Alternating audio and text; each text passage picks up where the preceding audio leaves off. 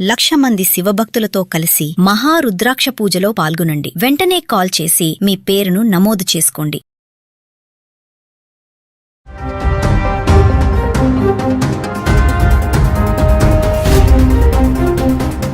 నమస్తే, welcome back to Suman TV. Present మనతో పాటు ఉన్నారు ఎనలిస్ట్ మందర్ కృష్ణారెడ్డి గారు.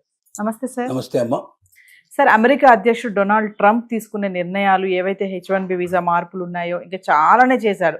ఎప్పుడైతే అధికారంలోకి వచ్చాడో అప్పటి నుంచి ఈ రోజు వరకు ఎన్నో మార్పులు, చేంజెస్. మరి దీంతో మన భారతీయులు అమెరికా వెళ్ళడానికి కొంచెం వెనకడుగు వేస్తున్నారు అనుకోవచ్చు అంటారా?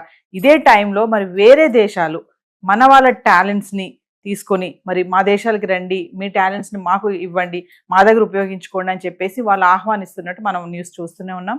మరొకసారి వివరాలకు వెళ్తే సార్, ట్రంప్ తీసుకున్న నిర్ణయాల వల్ల ఒక రకంగా భారతీయులకి మేలు జరిగిందని కూడా చెప్పినా ఆశ్చర్యపడాల్సిన అవసరం లేదు. ఇది ఎలా అంటే మనం విశ్లేషించినప్పుడు ఇప్పటిదాకా డాలర్ డ్రీమ్స్లోనే బతుకుతోంది భారతదేశం. అంటే నేను చదువుకుంటే అమెరికాలో చదువుకుంటాను, అక్కడే ఉద్యోగం చేస్తాను, కోట్లు సంపాదిస్తాను, భారతదేశాన్ని పంపిస్తాను, ఇక్కడ నేను ఆస్తులు అవి కొనుక్కొని ఇక్కడ సెటిల్ అయ్యే అవకాశం ఉంది, లేదంటే అమెరికాలోనే ఆస్తులు కొనుక్కొని అక్కడే సెటిల్ అవుతాను, అవసరమైతే ఇక్కడే నేను రాజకీయాలు కూడా పోటీ చేసి నేను నిలబడగలిగే శక్తి సామర్థ్యాలు కూడా నాకు ఉన్నాయి, ఎందుకంటే అలాంటి అవకాశాలు కూడా అమెరికా కల్పించింది. అక్కడ ఎంతోమంది భారతీయులు సెనేటర్స్గా ఎలక్ట్ అయ్యారు, వైస్ ప్రెసిడెంట్గా కూడా ఎలక్ట్ అయ్యే పరిస్థితి ఏర్పడుతోంది, ప్రెసిడెంట్షిప్ కూడా పోటీ చేస్తారేమో అనేటువంటి స్థితి కూడా ఇండియన్స్కి కలిగింది. అంటే అంతదాకా సమర్థత అక్కడ పెరగగలిగే అవకాశాలని అమెరికా ఇచ్చింది ఇప్పటిదాకా. అలాంటి ఆలోచనలో ఉండి ప్రతి ఒక్కరూ అమెరికా అనేది ఒక కళ, ఒక కోరిక. పిల్లాడు పుట్టిన కొద్ది రోజులకే తల్లిదండ్రులే నువ్వు అమెరికా వెళ్దువు కానిరా, నువ్వు చాలా గొప్పవాడి అవుతావురా అని భావించేటువంటి స్థితి కూడా ఏర్పడింది. అందుకే మధ్యతరగతి వాళ్ళు కూడా అప్పో చేసి తమ పిల్లల్ని అమెరికాకు పంపించాలనే ప్రయత్నంతో చాలామంది చాలా కోరి బాధలు తెచ్చుకున్న వాళ్ళు చాలామంది ఉన్నారు. అయితే అక్కడికి వెళ్ళిన తర్వాత అంటే ఏదో రకంగా ఇక్కడ అతన్ని పంపించగలిగే పరిస్థితి ఏర్పడితే చాలు, పంపించిన తర్వాత అక్కడ ఏదో ఒక జాబ్ చేసుకుంటాడు, చిన్నదో పెద్దదో ఏదో జాబ్ చేసుకొని మెల్లగా డబ్బు సంపాదించుకుంటూ తను చదువు అక్కడ పూర్తి చేసుకుని అక్కడే ఏదో ఒక ఉద్యోగం సంపాదించుకొని అక్కడ సెటిల్ అవుతాడనే ఒక నమ్మకం, విశ్వాసం ఇప్పటిదాకా గత దశాబ్దాల కాలం లోపల భారతీయులకు పూర్తిగా నమ్మకం, విశ్వాసం కలిగించింది అమెరికా. కానీ ట్రంప్ వచ్చిన తర్వాత ఏం చేశాడంటే దాన్ని మొత్తం రివర్స్ చేసేసి చదువుకునేటువంటి స్టూడెంట్స్ని వీలైనంత వరకు అక్కడ రాకుండా చేయడానికి సోషల్ మీడియా అనేటి పేరు పెట్టి ఆ సోషల్ మీడియాను కూడా అందరి వివరాలు తెలియజేయాలని, దాంట్లో ఏదో చిన్నదో పెద్దో ఏదో పట్టుకొని వాళ్ళని పూర్తిగా బ్యాన్ చేయడం కానీ, రానివ్వకుండా చేయడం కానీ, వీసాలు అసలు మంజూరు కాకుండా చేయడం, ఒకళ్ళు పొరపాటున అక్కడికి వెళ్ళిన తర్వాత కూడా అక్కడ క్యాంపస్ ఉద్యోగం కాకుండా బయట ఏదైనా ఉద్యోగం చేస్తే వెంటనే పట్టుకోవడం, అతన్ని బేడీలు వేసి తీసుకొచ్చి అమెరికాలో వదిలిపెట్టడం, ఇలాంటివన్నీ రకరకాల ప్రయత్నాలు చేయడం వల్ల చాలా మీరు వెక్స్ అయిపోయినారు. అలాగే ఇక H1B వీసాకి $1,00,000 అనేటువంటిది ఒక పెద్ద ప్రకంపనను క్రియేట్ చేసింది. అది ముందుగానేమో ప్రతి సంవత్సరం కట్టాలని చెప్పి తర్వాత కంపెనీల ఒత్తిళ్లు రావడం వల్ల దాన్ని మార్చుకొని సంవత్సరానికి ఒకసారి కాకుండా జీవితానికి అంతా కలిపి ఒకసారి రెండుగా పెట్టాడు. ఆ పెట్టింది కూడా ఎవరు కట్టాలి? కంపెనీలు కట్టాలి.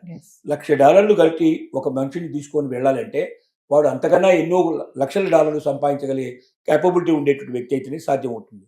కాబట్టి మామూలు వాళ్ళకి ఎవ్వరికీ ఇంకా అందరినీ ద్రాక్ష పండు అమెరికా, ఏదో అత్యుత్తమమైనటువంటి నైపుణ్యం కలిగిన వాళ్ళు ఆ లెవెల్లో ఉండేవాడు. ఇక్కడైనా ఇవాళ నిజం చెప్పాలంటే అమెరికాతో పోలిస్తే అమెరికాలో చాలా గొప్పగా సంపాదిస్తున్నా అని చెప్పుకున్న వాళ్ళకన్నా ఎక్కువగా సంపాదించే వాళ్ళు ఇవాళ ఇండియాలో ఉన్నారు.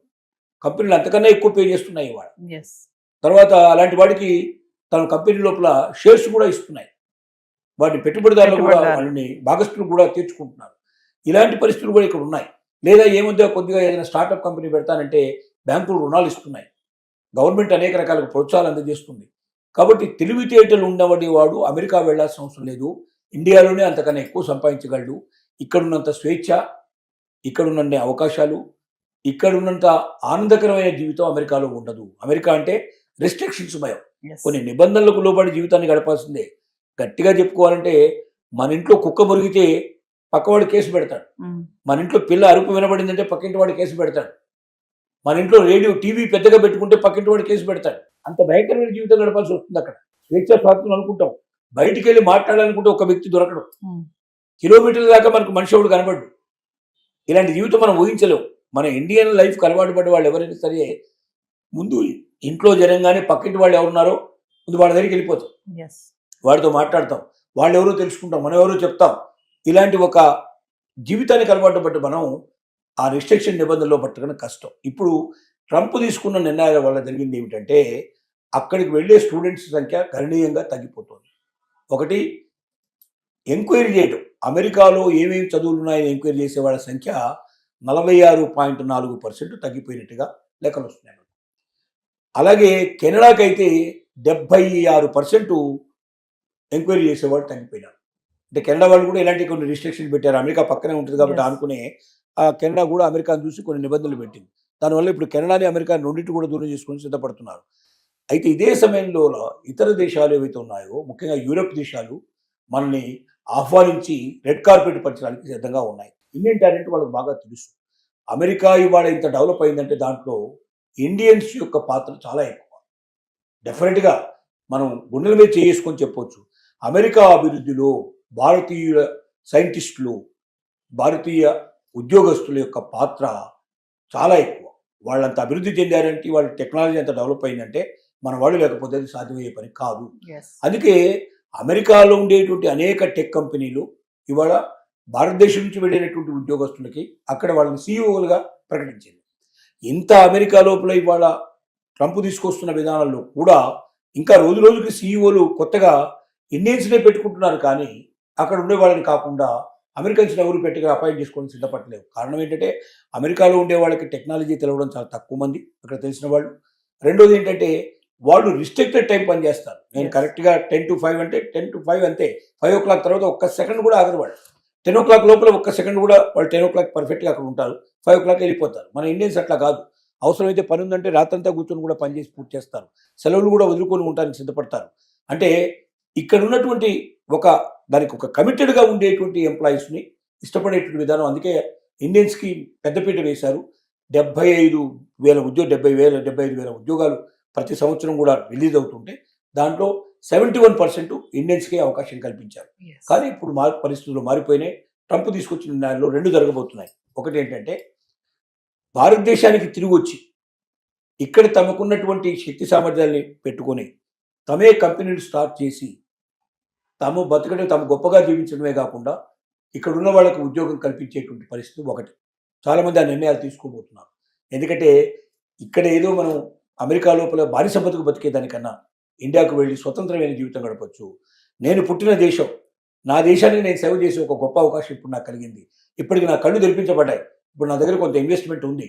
ఈ ఇన్వెస్ట్మెంట్ తోటి నేను ఇండియాకి వెళ్ళిపోయి అక్కడ నేను కంపెనీ ఓపెన్ చేసి నాకున్నటువంటి మేధస్సు తోటి అక్కడ ఇంకా ఇంతమంది మేధలు కావాలంటే ఎంతమందిని దొరుకుతారు. అమెరికాలో ఇచ్చేటువంటి ఈ ఉద్యోగం ఏదైతే మనం జీతం ఇస్తున్నామో అందులో 10% 20% ఇస్తే కూడా అక్కడ దొరికేవాళ్ళు ఉన్నారు. ఇంతకన్నా మంచి మేధావులు దొరుకుతారు అక్కడ. కాబట్టి వీళ్ళని పెట్టుకొని అవసరమైతే అమెరికా లాంటి దేశాలు, మిగతా దేశాలకు కూడా కావాల్సిన ప్రోడక్ట్స్ మనం ఇవ్వచ్చు, సర్వీసెస్ మనం ఇవ్వచ్చు. అక్కడి నుంచి అవుట్ సోర్సింగ్ లోపల మనం ఇక్కడ కంపెనీలకు మనం సర్వీస్ చేయొచ్చు. మనం అనవసరంగా అమెరికాలో ఉంటాం వేస్ట్. రోజు రోజుకు నిబంధనలు మారిపోతున్నాయి. ఎప్పుడు ఏ క్షణంలో నిర్ణయం తీసుకుంటారో తెలియదు. ఈవెన్ అక్కడ వాళ్ళు గ్రీన్ కార్డు కలిగి ఉన్నప్పటికీ, అక్కడ సిటిజన్స్గా గుర్తించబడ్డప్పటికీ ఏ క్షణంలో వాళ్ళ గ్రీన్ కార్డు ఊడిపోతుందో, ఎప్పుడు సిటిజన్షిప్ పోతుందో తెలియనటువంటి భయంగా ఒక దొంగల్లాగా బతికేటువంటి బతుకు కన్నా స్వతంత్రమైన జీవితం గడుపుతూ నా మాతృదేశానికి నేను తిరిగి వచ్చి నిర్ణయిస్తాను చాలామంది ముందుకు వస్తున్నారు. దానికి తోడుగా ఇవాళ ముఖ్యంగా అక్కడున్న జర్మనీ దేశం చాలా గొప్ప అవకాశాలు కల్పిస్తోంది. 2 లక్షల ఉద్యోగాలు భారతీయుల కోసం ఎదురు చూసేటువంటి పరిస్థితి తీసుకొచ్చింది. తర్వాత వీసా నిబంధనలు చాలా సులభతరం తీసింది. కొత్తగా నియమించబడ్డటువంటి ఎవరైతే రాయబారి ఉన్నారో భారతదేశానికి, మనకు అక్కడి నుంచి రాయబారి ఎవరైతే వచ్చారో ఆయన జర్మనీ రాయబారి ఏం చెప్తున్నాడంటే, భారతీయులరా మీకు మేము ఆహ్వానం పలుకుతున్నాము. స్టూడెంట్స్ ఎవరైనా ఇక్కడ చదువుకోదలుచుకుంటే మీకు అవకాశం కల్పిస్తాము. మీరు ఎంత చదువైనా చదువుకోవచ్చు. చాలా తక్కువ ఖర్చులో మీరు ఇక్కడ పూర్తి చేసే అవకాశం ఉంది. గొప్ప ఎడ్యుకేషన్ మీకు దొరుకుతుంది. రెండోది ఏంటి, మీకు ఉద్యోగాలు ఇక్కడ ఖాయంగా దొరుకుతాయి.